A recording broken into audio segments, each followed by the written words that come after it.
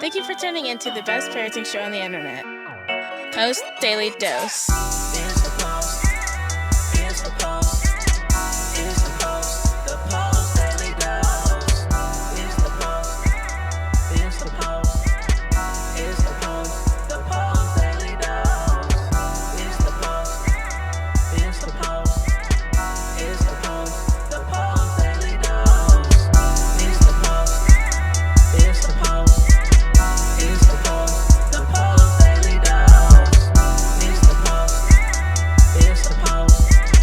It's the Post. The Post Daily Dose. Hey there, happy Monday. This is Christy Stahl, the co-founder of the Post+Institute, coming at you live with the best little parenting show on the internet, the Post Daily Dose. Hope you guys are doing great this evening. You guys were watching yesterday. I told you I have a bruise. Right? See? But there was no real, there's no pain. I had a little PRP injection done right here, and I caught a blood vessel. So that's all it is, and it's going to be well very soon. So please don't worry about me, but I did not want to hide and not bring the message, because it may, from the looks of it, looks I still have several colors to go before it goes away. So anyway, it's all going to be okay. It's all right. It's not a big deal, but I just wanted to make sure you guys knew I was okay. So, of course, I want to plug the books just really quick.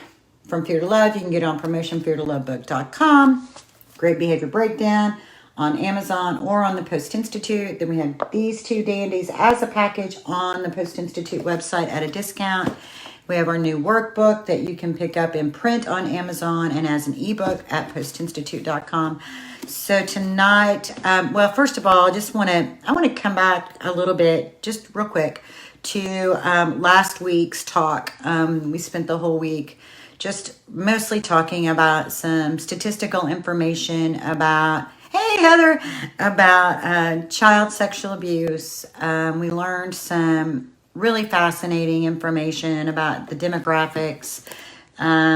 We didn't talk much about adult offenders because I don't work with adults. I work with children. So that was kind of my area of focus. And I just want to say,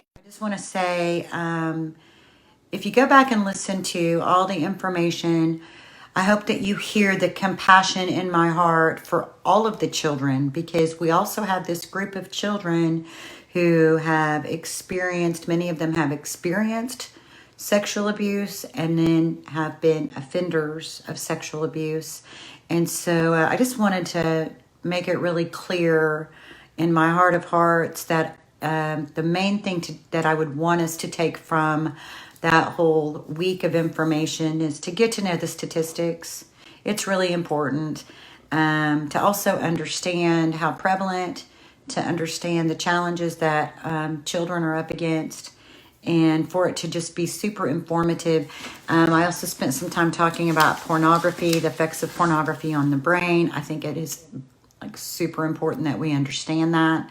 I don't know that everybody completely comprehends what it is about pornography that is addictive and why. And so if you're interested in knowing about that, go back and watch, especially Friday's episode, as I really dove into all of that. And I'm going to be doing an exclusive training for our new Parenting Levolution at the end of the month. It's going to be a monthly thing that we do. The theme will be different every month. So this month, that will be the topic. I'll be talking about child sexual abuse. Will be it'll be educational. We're going to talk about I'm going to use the word normal. I always hesitate because I'm like, the prevalence of sexual abuse is so broad and big in our culture that I'm like, so how do we even define what's like normal, healthy child development, child sexuality development, when the pervasiveness of child sexual abuse affects everyone in the culture? If it's not been you who was abused, or if it's not you who has been an abuser, it's someone in your family, a cousin, a niece, a nephew, somebody. Everybody's been affected by this. And so our entire lens of child development and the development of sexuality in human beings, is all of that is clouded with this lens where early life sexual abuse has affected in some way everyone in our culture. So we'll be talking about all of that. We're going to go into great detail. We're going to talk about things that I see consistently in terms of ways that affects people in their emotionality and in their behavior. We're going to talk about what we can do as parents to help our children. And so we're going to go deep into all of that over on that platform. There'll be announcements of that on the Post+Institute Facebook page. So anyone who wants to attend who's not a member, you'll have opportunities to join our membership, but you'll also have opportunities just to come to that particular event. So I just wanted to wrap that up. So that is wrapped up. That topic is wrapped up as far as our Facebook Lives.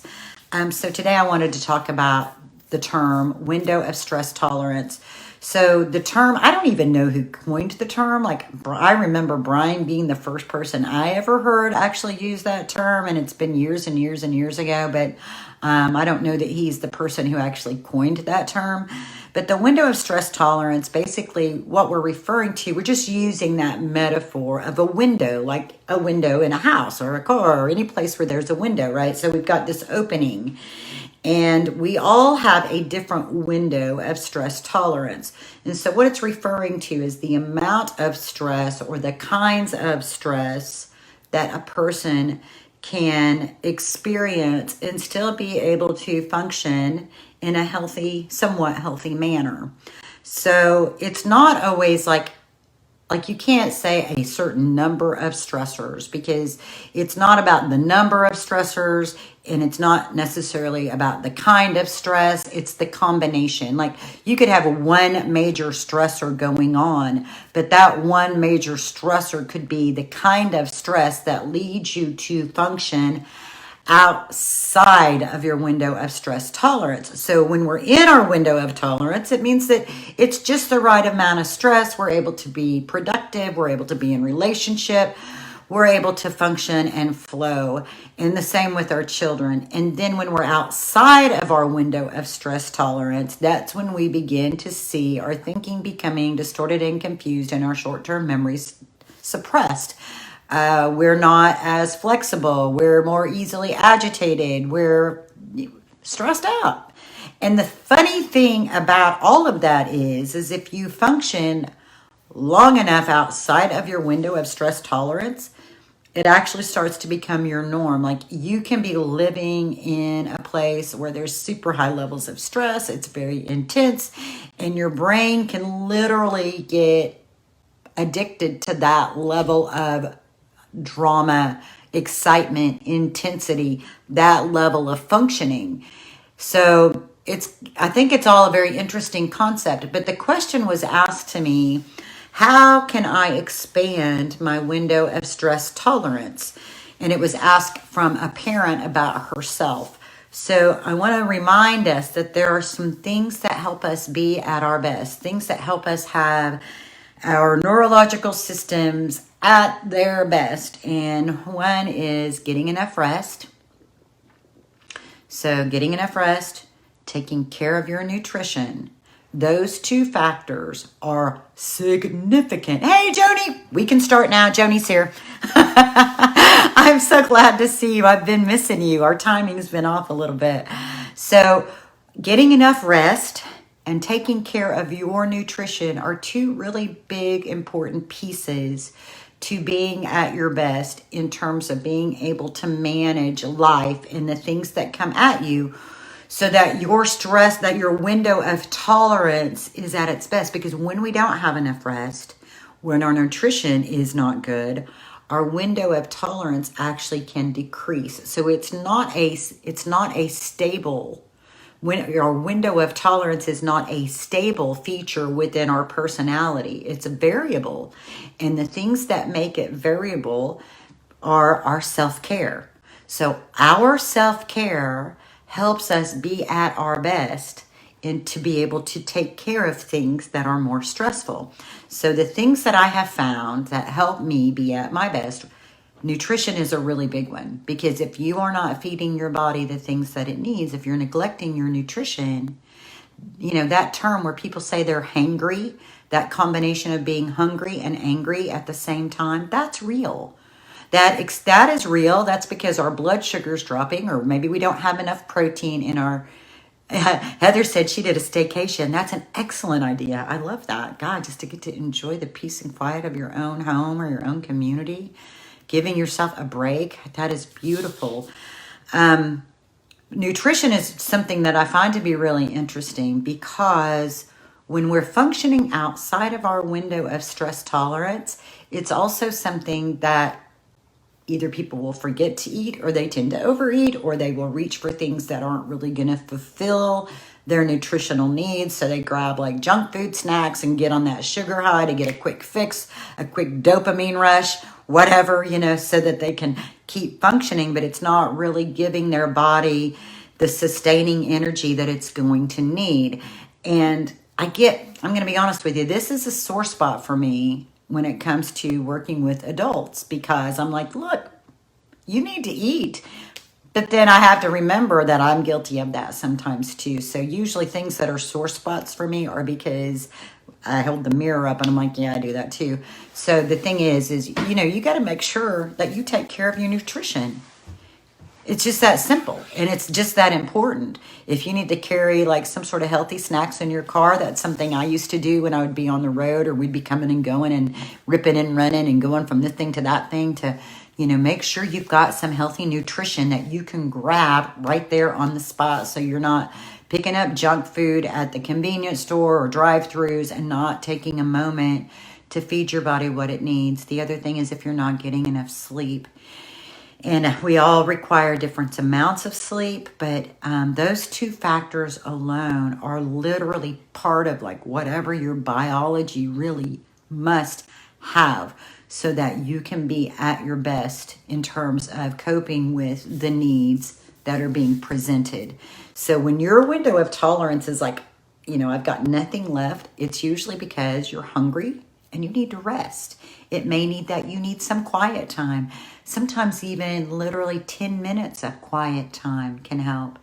It could be that I get this, I call it like a neurological fatigue. Like I'm not physically like sleepy tired, but I'm just like kind of, maybe I've been on the computer too long that day. It feels like I just feel it here in my shoulders. Feels a little edgy. I've probably been gritting my teeth a little bit. So noticing your body is an important aspect of being able to manage your window of stress tolerance. Noticing your own fatigue, attending to your basic needs, your nutrition, your rest, your quiet time. Listen to your body. What do I need? What do I feel like I'm missing? Sometimes it's I'm missing some sort of social engagement. So then we're getting a little deeper. Maybe it's spiritual. I need to connect with someone who can feed my soul differently. I feel like everybody that's around me is wanting something from me. I need somebody pouring into me. These are all things that help us expand. The thing is that with the exception, I find that nutrition and rest are two really big ones. And also sometimes like that physical activity. Having some physical activity can actually, you would think that's like would be depleting, but it's actually going to fill you more. It's going to give you more energy. But those really basic ones are very important to just being able to maintain something that is whatever your norm is. And if you want to expand your window of tolerance, then you step into things like meditation. Noticing what you're feeding your mind, what you're reading, what you're looking at. Unplugging from electronics, because we don't realize how, especially social media, can really play havoc with our neurology. We don't realize how it messes with our emotions. We're scrolling and we're going on this roller coaster ride we're scrolling and we see, oh, pretty happy baby. My friend has a new baby. Oh, that's so beautiful. Then we scroll just one simple flip of the thumb. And we're like, oh no, someone died. Oh, I'm so, and then one more flip of the thumb. We either will be depleted or we will get desensitized. Neither of which is healthy. So really monitoring how much you're plugged in, and that also helps model for our children. Like, I need to just, and even saying those things out loud, I need to put this down. It's making me cranky. It's causing me to feel really edgy. I keep hoping that my cell phone and social media is going to somehow give me fulfillment. What it's doing is the same thing we talked about the other day about these little dopamine spikes. Really, in a way, social media does this thing. I think of it as it's like feeding your soul junk food. It's like just junk food. When what you're really wanting is something enriching and connected, and where you feel like where you're really getting what you need, the soul nourishment, the social nourishment you're craving is more than what you're getting from your electronic device. So when you're wanting to expand your window of stress tolerance, if you want to maintain it, you got to do your basics. You got to eat some nutrition and you got to get your rest. And I strongly advise at least a little bit of physical activity. Get outside, take a little walk, or get a little vitamin D by getting a little sunshine. Just those little basics. When you want to expand it, then you need to start doing things a little bit different. Think about our thoughts. Like, the whole, like, people are like, well, just think optimistic. Well, it really is kind of that simple, but then it's really not that simple, because our subconscious is always bringing things up. And so, really setting your phone down, really learning about how to meditate, how to quiet your mind, the power of a few deep breaths. These are things that help you have a greater window of tolerance for things that are going on around you. I like to say it this way: whether you're worrying, meditating, or praying, it's all mental energy. So choose wisely, because worrying tends to cause us a lot more fatigue, whereas meditation and prayer can actually cause us to feel more energized, more spiritually, soulfully fulfilled. So choose very wisely. I think I'm going to pause there, and I want to remind you guys that when we're looking to expand our window of stress tolerance, it's like stretching leather. So if you've ever bought a great pair of shoes that were on sale but a half size too small, but you got them anyway because they were on sale, you can't just pull at it, it'll rip. But if you put stretchers in it and you gradually expand those stretchers, over time, the leather will stretch. And it's the same for us, and it's the same for our children. It is a gradual process. So your nutrition, we're starting real slow. Watch your nutrition, watch your sleep, and watch how much you're plugged into electronics, because it will play havoc with what's going on with you at a subconscious level.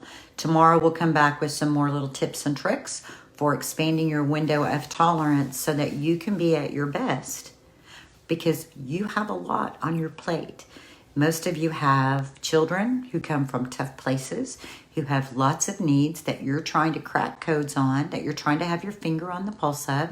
Many of you are married and you have spouses that you're trying to be in a relationship with, and you have multiple children. It's not like you just have one child. Many of you have multiple children to attend to, and you have yourself to attend to, and you may also have a position of employment or a business that you operate. So your self-care, being able to manage your window of stress tolerance, being able to notice when you're beginning to exceed your window of stress tolerance is extremely important. So we're going to focus on these little things and some more little tips and tricks throughout this week. Much love to you guys. I hope that you've had a good day today. I hope that you can take 5 minutes to decompress from whatever the day has brought you. Put anything that's been stressing you out, push pause on it, because it's probably not going anywhere. Take a few deep breaths. Maybe give yourself 5 to 10 minutes just to veg. Practice some of that meditation. Practice quieting your mind. Get a sense of refreshment of your window of tolerance. And go spend some time with your family. Go spend some time with your children. Play with them. Let the love you have from them shine from your eyes. Let them feel it.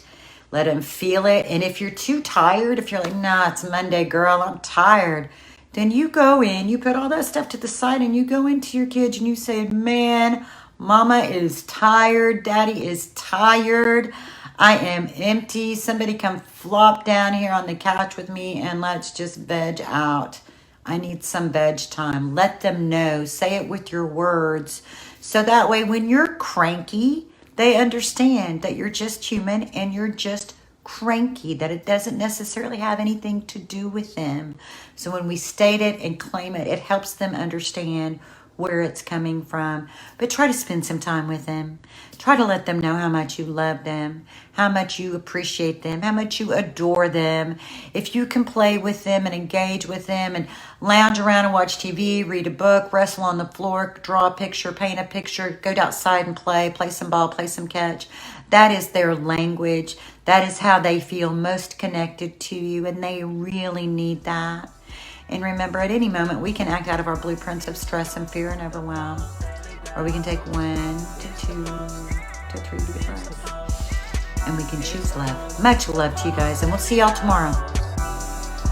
Join us live on weekdays at 6:30 Central Time on Facebook at the Post+Institute. Don't forget to get your copy of Brian's best-selling book, From Fear to Love, on promotion. Just pay shipping and handling at www.feartolovebook.com. That's www.feartolovebook.com.